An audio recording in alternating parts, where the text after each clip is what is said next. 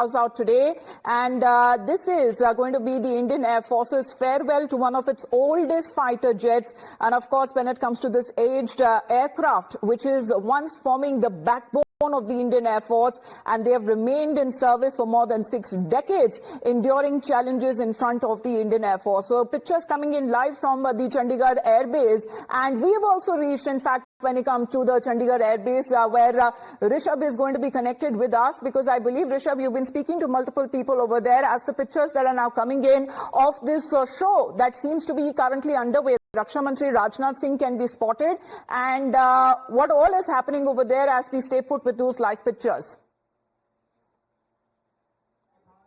Rishabh. Well, we're here at Chandigarh Air Base, and I'll ask my camera person to show. This is the hero for today, and not only for today, for last 62 years. MiG-21s have been the backbone of Indian Air Force. Be it the 1965 war, when Indian Air Force bombed Sargodha, then be it 1971 when the governor's house was bombed by the pilots using MiG-21, or be it Safed Sagar in 1999, or even as latest as the air strikes in 2019. There also we saw the participation of MiG-21 Bisons. Now that MiG-21s are being retired today, the sun is setting on these war horses, but a farewell without regret. A war machine that has served India for more than 6 decades. 6 generations of pilots have trained themselves and have flown this. We have spoken to veterans who have flown. For example, Air Commodore S.S. Tyagi, who has clocked the maximum hours on MiG-21, or for that matter, Group Captain C.K. Bakshi, or for that matter, Sergeant A. Nagarajan. The way these leaders have, and you can see, I'll ask my camera person to keep showing you the fly past that has begun here at Chandigarh Air Base, and you will see many of these MiG-21s today finally taking off from Chandigarh Air Base. Remember, what is the significance of Chandigarh Air Base? Chandigarh Air Base was the base of the first Hercules, the MiG-21s, when they came to India. This was the first squadron that was made here, the first Hercules squadron that was the MiG-21 squadron that was conceptualized in 1960s, started from this very base. So today, when these war horses are retiring, there's no but better place than Chandigarh. All the CNCs, all the former Chief of Air Staff are here. From R.K.S. Bhadoria, who is, termed as the renovator of Indian Air Force, for that matter, former CAS, Tipness, and others as well. I'll ask my camera person to also show you the gathering here, the veterans, their family members, the proud pilots who have sometime in their career taken off using MiG-21. All of them are here, a house full right now at Chandigarh Air Base, where these aircrafts are bidding the final goodbye to Indian Air Force. And these paratroopers are now, you can see in your frame as well, the paratroopers who have just shown the Akash Ganga formation here at Chandigarh Air Base. So in a way, a full house where Air Force is bidding an Audi to its one of the finest war horses. 65, 71, 99. All the wars have seen these aircrafts ensuring the victory of India. Over to you. This is Shreya joining you. We can see the aircraft lined up there. The fly past will be the one last final salute to a country that they have served very proudly and honorably, may I add, for the last 62 years or so. So what we have on our screens right now, ladies and gentlemen, is the decommissioning fly past just about getting underway in Chandigarh at the Chandigarh Air Base. This will, of course, take a little time. We are seeing the MiG-21s all lined up there in all their glory. This is the last squadron that the Indian Air Force was flying, some 36 jets. It's called the Panther Squadron. One of the people, there are 6 pilots who will be flying today in the final decommissioning fly past. One of them, of course, is the Air Chief, who will be buckling up as we speak.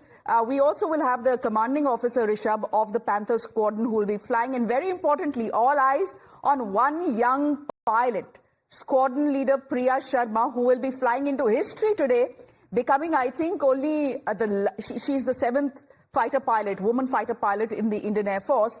But she also then will become the last woman fighter to be flying the MiG-21s. And as we speak and as we see these pictures come to us from Chandigarh, may I just introduce my guest to you this evening? Our Group Captain Augustine joining us on the broadcast. Hi, good to see you. Also Air Marshal R.G.K. Kapoor joining us on the broadcast. Both of them have some experience with the MiG-21. Air Marshal, if I can just come to you. Rishabh, do stay on with us. We are waiting for these beauties on our screens to take off.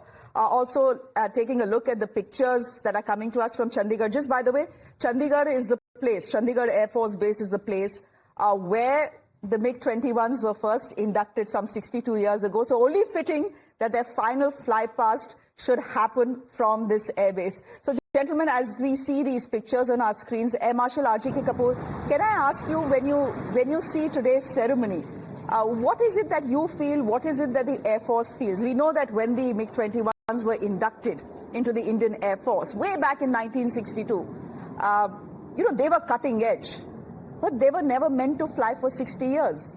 Majboori thi Indian Air Force ki that we were flying it for 62 years, but they have served with great honor, despite the moniker flying coffins. Hello Shreya, thank you. And I think for me it's very nostalgic because I spent most of my flying career on these aeroplanes, and Chandigarh is very close to my heart because the first operational squadron that I got posted to in 1988 was 21 Squadron in Chandigarh. So seeing these aircraft flying into the blue yonder, I won't call them call it sunset, is really nostalgic. I think no other nation could have taken so much out of a flying machine as India has done in a MiG-21. You see, 62 years out of 93 years of Air Force existence. So it is, I think, going to leave an imprint on the history of Indian Air Force. It is going to leave a imprint on the history of aerospace aviation, military aviation, primarily because the way Indian Air Force has used MiG-21s in the kind of roles no other nation could have done. For the number of years we have flown this aircraft, no other nation could have done as well as we have done. You just take 65 war when it started. Then 71, it played a pivotal role. It was actually instrumental in the Indian victory. Then we see 99, Kargil. We started with MiG-21s. 1999, again, just after Kargil, Atlantic was shot down by a MiG-21. In 2019, Balakot, Abhinandan shot down a F-16. I mean, is there any other air force in the world which can boast, I would say boast of a legacy like this? And so to say that, it has flown way more than what it should have normally flown. But I think at the end of the day, while it is flying into the blue yonder, I think it's done a tremendous job for the nation. There are many factors because of which it had to fly a little longer.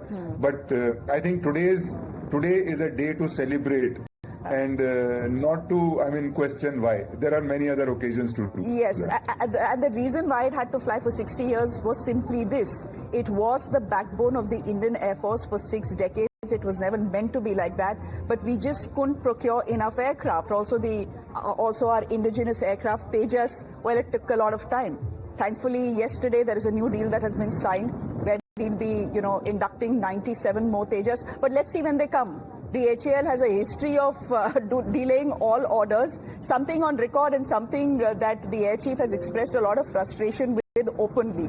Dr. Augustine, you're joining us on the broadcast as well. Can I ask you, when you look at the pictures today, when you see the sentiment today, when you see all the pilots who've flown the MiG-21 through the decades assemble to pay tribute to the MiG-21, what is it that you feel today?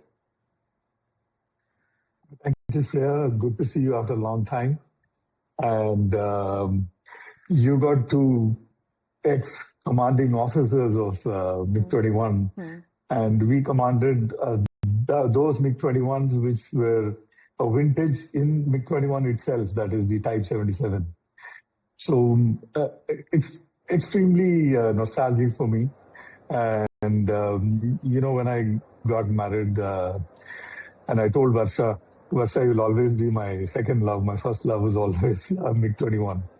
And when I retired, when I could get a tattoo, the only tattoo I got was of a MiG-21 right here. You can see on my forearm. So that is how much I have regard, love for this particular aeroplane. Right from, starting off from Kiran, straight away went on to a Mark II fighter was overwhelming for me and a very proud moment for me. And this was, like the Air Force for me, this was also the stepping stone to Mirage 2000 fighter squadron. Those days, Type 75, the BIS, you had to fly the BIS to go to a Mirage 2000, and that is how I ended up in Battle Axis. So, in all, this particular aeroplane is my life. Okay. Correct me if I'm wrong here, but the MiGs really adapted to our needs, right since the time they were inducted. Now, both of you have flown the MiG-21. I'm very happy to be corrected here. But if I'm not wrong, this was always supposed to be an interceptor aircraft. In fact, when it was inducted, it was inducted to intercept US spy planes, right? But look at how its role has evolved over a period of time. This was never supposed to be a trainer, for example, but it became the trainer, the training guru for a generation of pilots as well. RJK Kapoor, would you want to come in here? The old timers tell you that when the MiG-21 was first inducted at this very airbase from where it's bidding its final goodbye, one of the problems was that kisi ko pata, there was no formal training given on how to fly it. Secondly, some of the equipment at least carried, the signages were in Russian. So wo bhi padhna samajh nahi aa raha tha. And to think how the Indian Air Force has adapted to the MiG and how the MiG is adapted to the Indian Air Force, that is a story that deserves a book.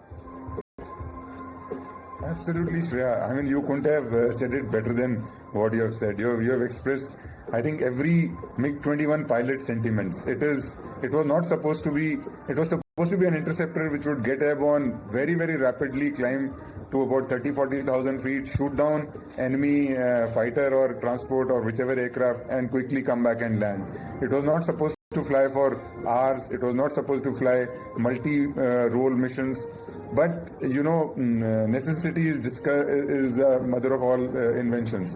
And so the numbers in which we inducted and the times that we inducted, we actually made it do every role, from air defense to ground attack, putting bombs, to doing photo recce. And what comes readily to my mind is innovation of Indian Air Force when in Kargil, we did not have much intelligence, and one of our young pilots, he took a handycam, Sony handycam, which is a relative from US had gifted him, and he actually filmed the entire Himalayan range from close to beyond Sonamarg to Dras, and from which we glean intelligence, and that is the versatility of this aircraft.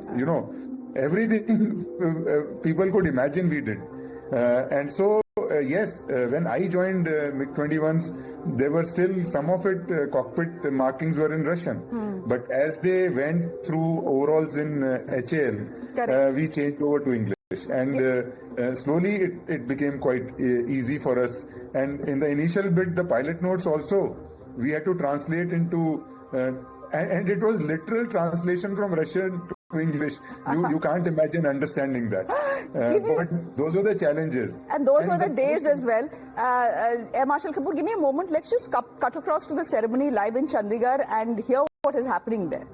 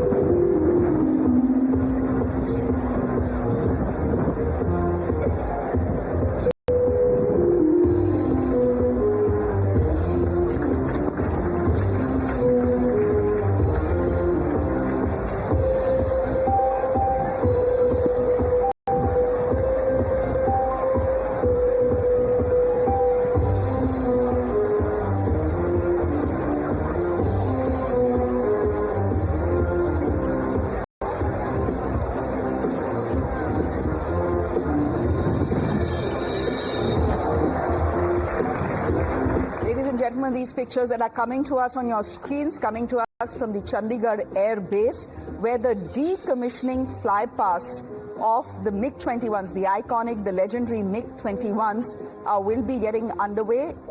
There's you can see the guests on your screens. It seems to be a pretty sunny day. Everyone in their hats. Rajnath Singh, the Defence Minister of the country, the CDS of the country, Anil Chauhan, just got an extension recently, 2 days ago. You have the Air Chief who will be flying in the fly past as a tribute to the MiG-21s. He's flown the MiG-21s in his career as well. Also, all eyes will be on one young pilot, as I said, Squadron Leader Priya Sharma, who will actually fly into history, becoming the last woman pilot to be flying the MiG-21s. And how things have changed, my God. Augustine, just come in here. This is a warplane that has been the backbone of our Indian Air Force, right? It has seen action in multiple theaters. But when it took off in Balakot in 2019, there were many people questioning why we are still flying it. Till Abhinandan Vartaman shoots down an American F-16.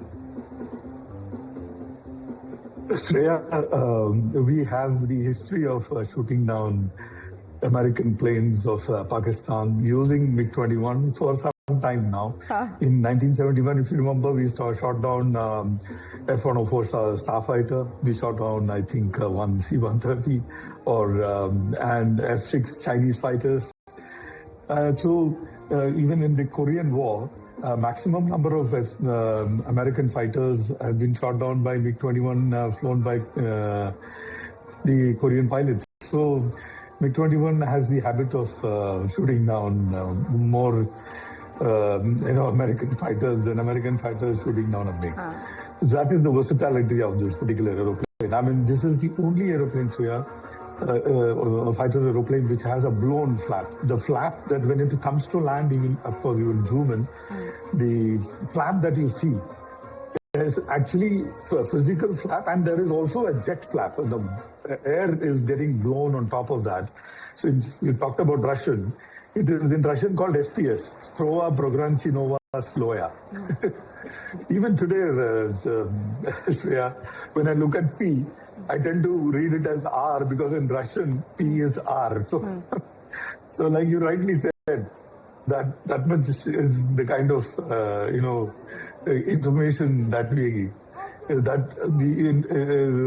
MiG-21 fighter impression that the MiG-21 fighter leaves on you. And it's beautiful. It's flying away today, and the legend of 3/4 life of the Indian Air Force is leaving us today. But today, one last point on this particular aspect. Air Force's tactics completely, where it stands today, is based completely on MiG-21's capabilities, because TACD flew MiG-21 for the longest time of its existence, and the close combat missile, maneuver tactics and the A4M tactics, everything was evolved around MiG-21. And from there, we progressed to the air tactics and beyond on other aeroplanes. But the foundation has been laid by MiG-21. So, like Marshal said, it's a piece of history which is 3/4 of the life of the Indian Air Force. But Air Marshal R.J.K. Kapoor, many people are saying about time as well. Here's the thing. The MiG-21s, in a way, also became a symbol of Russia and India's enduring relationship. Yes, we had some 800 plus MiG-21s serving the Indian Air Force over 6 decades. Almost 600 of them actually were made in India. Yes, 657 to be precise were produced by HAL. And at one time, we had almost 20 squadrons of MiG-21 flying in Indian Air Force. And so, what it has done is it's given our ecosystem the base or the datum or the foundation to build the industry, aviation industry, whether it is engines, whether it is airframes, whether it is avionics or whatever. And so the contribution of MiG-21 is not a single dimension contribution.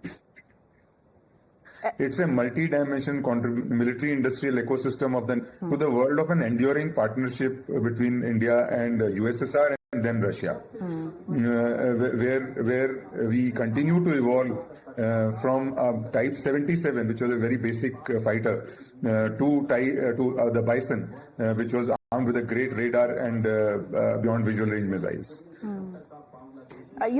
All of us are speaking about its legacy, but its remarkable legacy has also been marred by tragedy. And as we see today's farewell event, I think, it bears merit for us to talk about that that for a bit as well. Over 400 MiG-21s have crashed since their induction some 62 years ago. They have claimed the lives of 200 pilots, if not more, which is why many families who lost their young sons to the MiG-21 had started calling it the flying coffin due to its outdated systems, its maintenance challenges. Of course, there were upgrades over the years, but the MiG-21s, would you agree, Augustine, had become a necessity rather than a choice for the Indian Air Force, and that every time a MiG-21 crashed, and one crashed in 2023 as well, killing 3 people, there was the growing realization that this now needs to go. It's high time.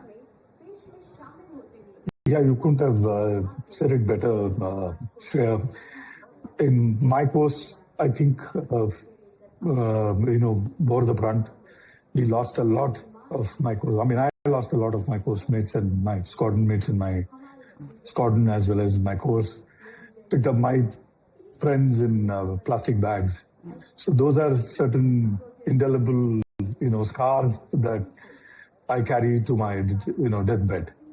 And that having said, what is important for us to understand is, like you said, it was a necessity, given the fact that we wanted to replace MiG-21 for the longest possible time. But Tejas, then we used to call it LCA, got delayed a hell of a lot for reasons that we know, and some certain reasons probably we wouldn't know. All that, led to MiG-21s not getting replaced. But R-25, R-11 and R-13 engines were notorious themselves. I mean, I was involved in the crash where the engine burst up on takeoff and the skin that you see is new. I almost died. So like that near-death experience many people have had, thanks to not so reliable engine and a single engine fighter. So engine failure became probably very major contributory factor. We also have a single engine fighter called Mirage 2000 and Tejas.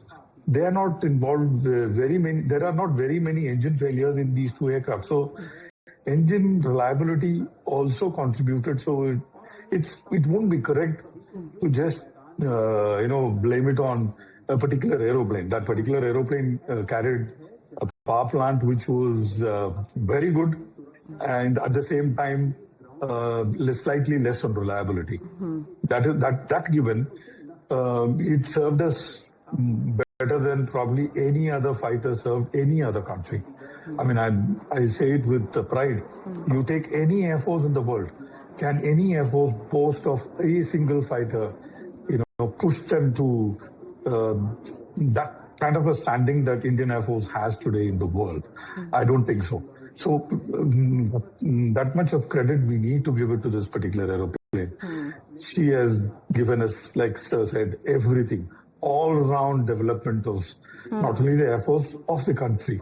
Today we are producing Tejas, we are looking at producing AMCA, all on the giant shoulders of MiG-21 and no other aeroplane. Shreya. Marshal Kapoor, just correct me if I'm wrong, but when it was inducted way back in 1963, the MiG-21s were never supposed to be low-flying fighters. right? And then somehow they adapted to us. Yes, they were not supposed to be, like I said earlier, it was supposed to be a high altitude interceptor. Take off, quickly go up. But the best thing that I learned in my career while flying MiG-21 is never be low and slow. So if you are low and slow, you are challenging the aircraft. It is beyond its capability. But coming back, more importantly, I would like to just come in for a few seconds on why MiG-21 continued. It had to continue primarily because there were no other replacement. Correct. First. Second, the advanced jet trainer was supposed to come in 80s. Correct. Which came finally in 2008. And so for almost 23 to 25 years, the training load of young pilots was taken by MiG-21. And having, done 5 years or more than 5 years of training on MiG-21 as a flight commander and as a CO, I can tell you we never had a single accident or incident. So there are a lot of other factors that are there, and the reason for us to fly it, any machine when it flies for too long, you'll find the kind of maintenance challenges which will come up are new, they are unique, and some of them are not even spoken about in their manuals. And so the maintenance organization, I think my salute goes to the engineers and the maintainers who ensured this flying machine continues flying for such a long time. And just statistical data, Shreya, MiG-21 approximately 26 accidents per 100,000 hours flown. It is lesser than a starfighter which was contemporary of its time. And it was retired way earlier because of the number of accidents. And so to say that, MiG-21 was a flying coffin, yes, number of accidents were large. But when we compare it statistically with the data, the number of takeoffs and landings this aircraft did is way more than any other aircraft. When you say 100,000 hours of flying, it would have done almost 200,000 landings and takeoffs. So when we compare these statistics, I think it must be put in correct context. Only then we will derive the correct lessons and outcomes. But to just say that it is a flying coffin, I think I would say it is not in consonance with the legacy that it leaves. I'm not sure if families who have lost young pilots will agree to that, because there were many families who formed an association specifically around MiG-21 accidents, etc. And they were the ones who had been demanding that the MiG-21s retire for the longest time. I remember, in fact, covering stories where they would give petitions to the Defense Ministry to say it's high time, and it is high time. I mean, the fact that it wasn't the machine that failed us. What failed us is the fact that we were unable to replace that machine when we should have, some 20 years ago or 30 years ago. Talking about replacements, the replacement that we are looking at, Augustine, as we see these pictures coming in from the Chandigarh Air Base, is the Tejas Mark 1A jet, right? My point is, there is a certain degree of frustration within the Indian Air Force, and I think in national interest we can all speak freely. There is a concern about timelines. The fact is that the deal for 83 Tejas that was signed in 2021, not one plane has been delivered to the Indian Air Force. Not one. Yesterday we have signed another deal for 97 aircraft. Tejas again. So there are two things here. Firstly, I totally echo with you. In fact, I don't need to, you don't need to. Chief said so at Aero India. Nobody else could have put so eloquently as Chief did. Of course, it was, he didn't give up bites. It became viral. You all know about that. But the fact is very simple. We cannot be dependent on, foreign technology for long, and I would say not anymore. So we marta kya na karta is what I would say, because at the moment we don't have any other organization which is producing fighters. Of course, The last year, getting private players became a very big talking point. But for them to, reach a Northrop Grumman or a Boeing or that kind of legacy will take a couple of decades. It is not going to happen like today. So we have to have an Atmanirbhar fighter. That I agree. That there is no way we can be dependent on anyone for our defense needs. We have to make in India. There is no other way. 100% agree with you there. Gentlemen, can you give me a couple of minutes, because from Chandigarh, I want to head to Bihar, slightly change the flavor. This is where Prime Minister Modi is speaking. He has just about launched Bihar's Mukhyamantri Mahila Rozgar Yojana.